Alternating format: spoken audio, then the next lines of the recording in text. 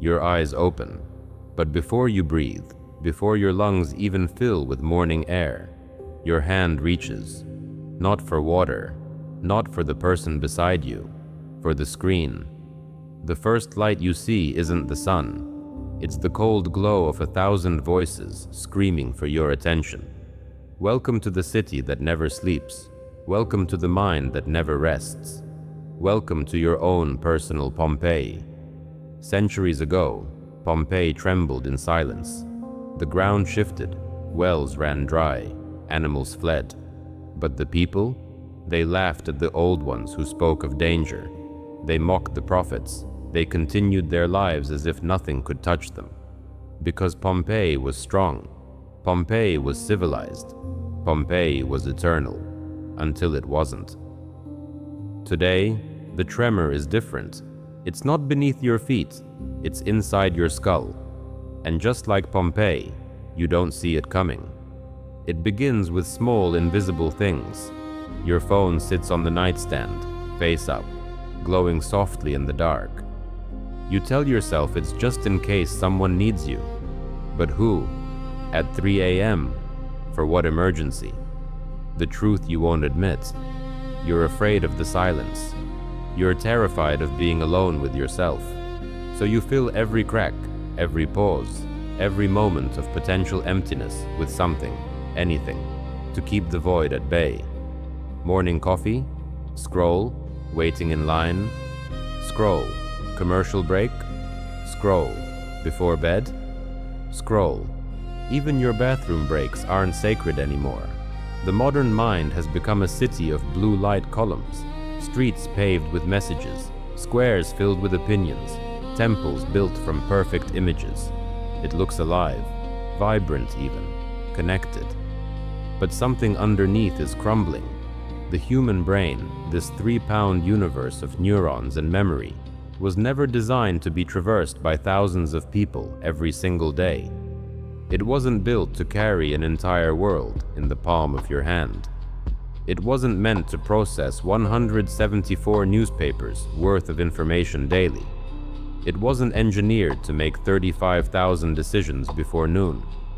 And yet, here you are, doing exactly that, every single day. You feel it, don't you? That strange heaviness, that floating sensation, like you're here but not really here. The way conversations slip through your mind like water through fingers. The way you can read an entire page and remember nothing. The way you can live through Tuesday and by Friday, you can't recall a single meaningful moment from it. Your days blur together like watercolor in rain, and slowly, quietly, without any dramatic announcement, you realize. The day never ends. The mind never rests. The city never turns off its lights. You're living in a perpetual state of on. And just like Pompeii, you think you can handle it. You think this is just how life is now. You think everyone feels this way. And you're right. They do. But that doesn't make it normal. It makes it an epidemic. There was a time when silence was a sanctuary, a place you'd naturally drift into, a space where thoughts would settle like snow, where you could hear yourself think, where you could feel yourself exist. But now, when the world finally goes quiet, your mind screams. Picture this. You're sitting alone, no music, no TV, no notifications, just you and the room. How long can you last? 30 seconds? 2 minutes? 5? Before the itch comes, before your hand instinctively reaches for your phone, before you need to check something, anything, to escape the deafening silence of your own company. This isn't weakness. This isn't a personality flaw. This isn't kids these days. This is neurobiology being hijacked. Your brain has been rewired. The prefrontal cortex, the part responsible for deep thought, emotional regulation, impulse control, has been slowly, steadily weakened. The amygdala, your brain's alarm system, has become hyperactive, constantly scanning for threats, for novelty, for something to react to. The default mode network, the neural system that activates when you're at rest, that allows for introspection, creativity, and self-reflection, has been disrupted. Your brain, once capable of profound stillness, has been trained to fear it. Silence used to be where you found yourself. Now it's where you lose yourself. So you scroll to escape the void. You consume content to outrun your thoughts. You fill the emptiness with noise because the alternative feels like drowning. But here's the cruel paradox. The more you avoid the silence, the louder it becomes. The more you run from yourself, the more fragmented you become. The more you seek distraction, the more distracted you remain. Your mind becomes like Pompeii before the eruption, vibrating, trembling, warning you, but you're too busy to notice, too overstimulated to feel, too disconnected to hear. And then one day, you sit in total silence and realize you don't recognize the person in your own head anymore. The voice that used to guide you, muffled. The intuition that used to protect you, buried. The inner compass that used to orient you, spinning wildly, pointing nowhere. Silence isn't the enemy. Silence is the excavation site. It's where you'll find what you've lost. It's where the real you still lives, beneath layers of noise and stimulation and constant, relentless input. But to get there, you have to stop running. You have to let the eruption happen. The invisible addiction that doesn't look like addiction. Let's talk about the drug you take every day without realizing it. It has no smell, no taste, no visible side effects at first. But it's more potent than you think, more controlling than you'd ever admit. It's called dopamine, and you're chasing it like a rat in a lab. The modern digital world isn't designed to inform you. It's designed to capture you. Every notification, every like, every autoplay, every you might also like, every endless scroll. Each one is a tiny dopamine hit, a micro reward, a little spark of pleasure, a brief moment of, yes, something happened. And your brain loves it. Because dopamine isn't the pleasure chemical, it's the seeking chemical. It doesn't make you happy, it makes you want. Here's how the trap works. You check your phone. Maybe someone messaged you, maybe they didn't. But the possibility that they did, that uncertainty, that's the hook. Dopamine doesn't spike when you get the reward. It spikes in anticipation of the reward. It's why you can't stop checking. It's why you refresh the same app 10 times in 5 minutes. It's why you feel compelled to look, even when you know there's nothing new. Your brain isn't seeking satisfaction. It's seeking the next possibility of satisfaction. And that loop, that cycle, it never ends. But here's where it gets dark. The more you feed this system, the more it demands. Your dopamine receptors begin to downregulate, meaning the same stimulus that used to excite you now barely registers. You need more novelty, more stimulation, more content, more hits. You become tolerant to your own rewards. And then the withdrawals begin. You feel restless without your phone, anxious for no clear reason, irritable when interrupted, numb between dopamine peaks.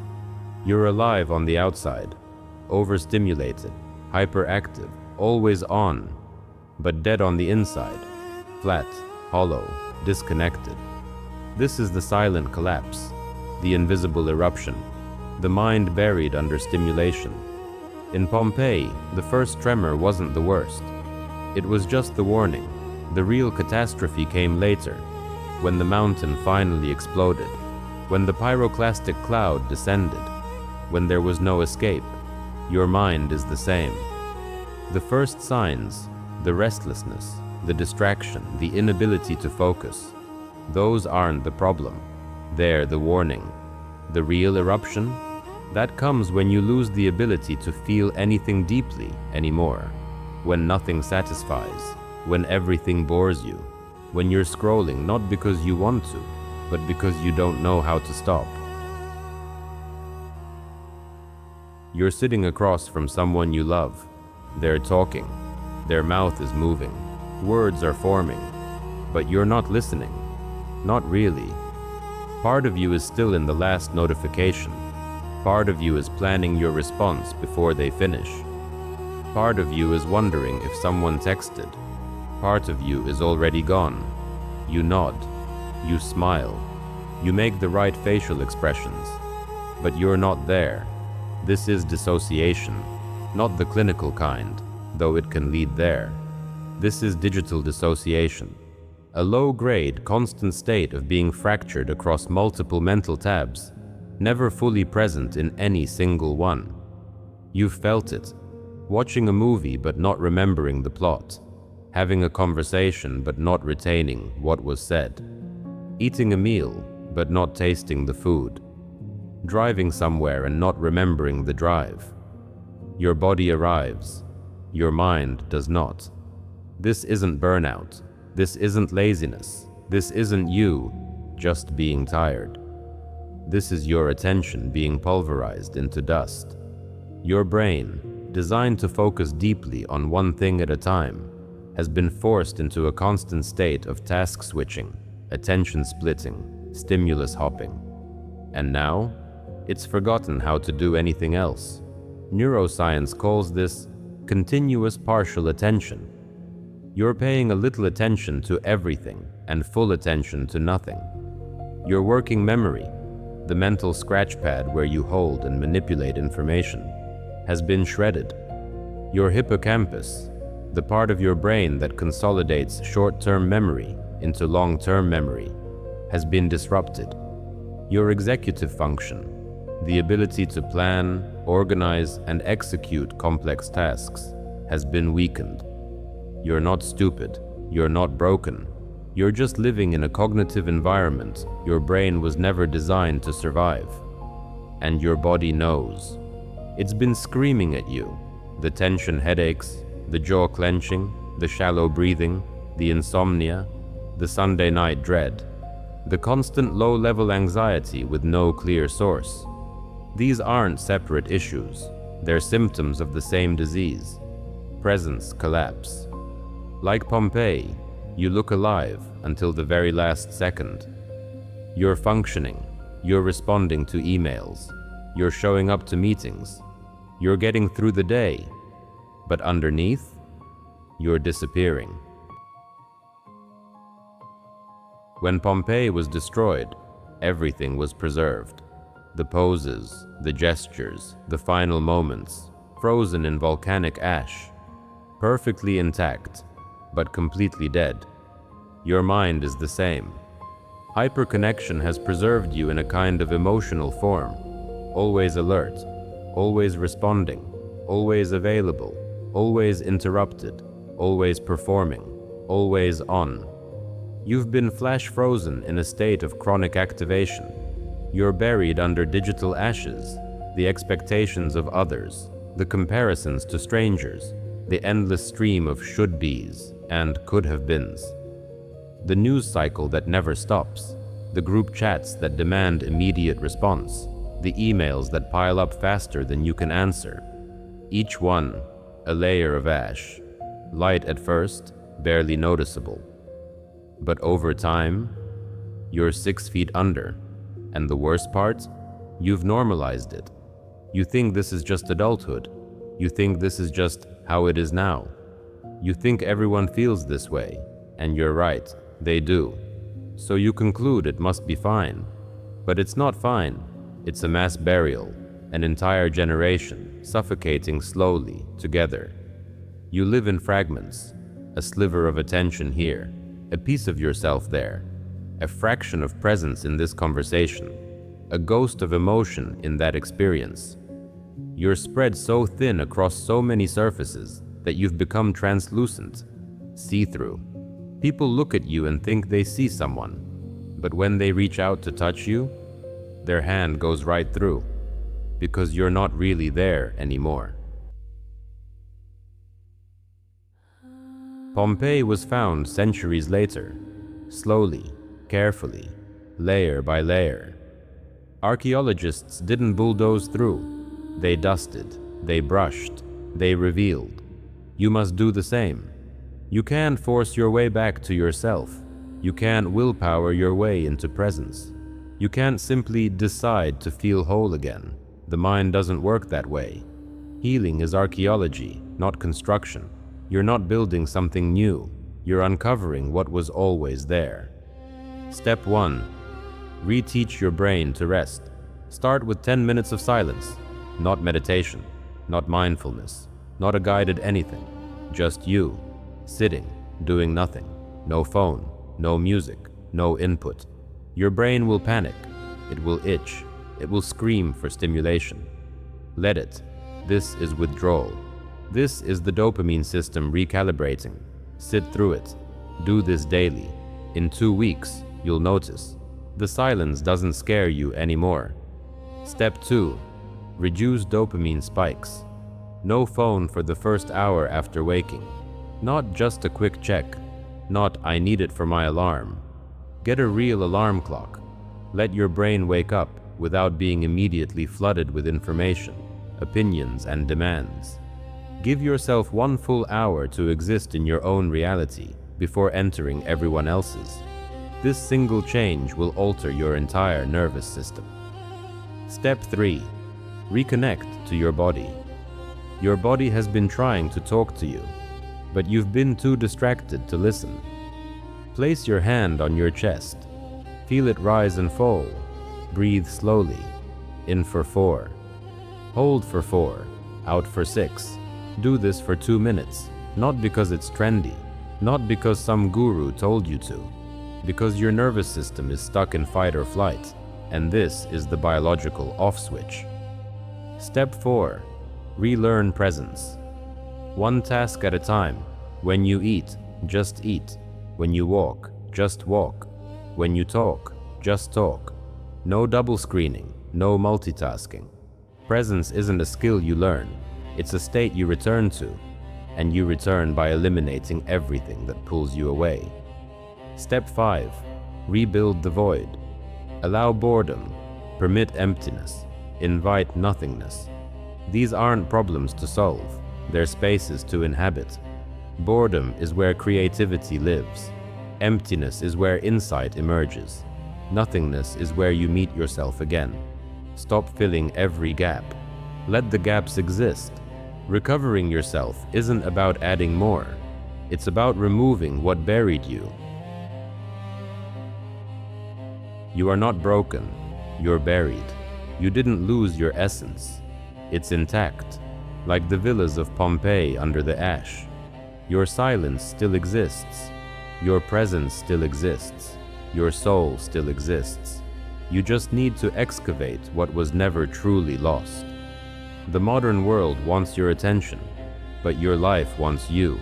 Your children want you present, not distracted. Your partner wants you here, not half gone. Your dreams want your focus, not your leftovers. And you? You deserve to feel like yourself again. You were not born to be a city that never sleeps. You were born to feel, to rest, to exist without apology. You were born to inhabit your life, not just survive it. And now it's time to come home, not to a place, to yourself.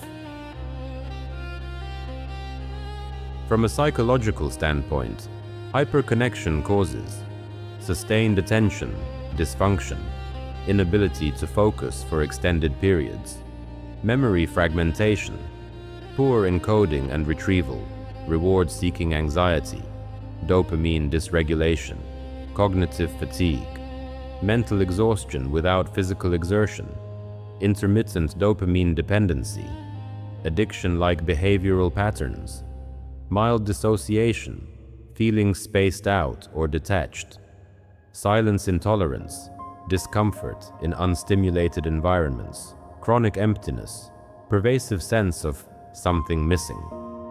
This is called overstimulation-induced dissociation. Your brain isn't broken, it's overloaded. The cure isn't willpower, It's neuroplasticity. It's slowing your nervous system. It's rebuilding silence, depth, and presence. It's excavating yourself until you remember who you were before the world buried you.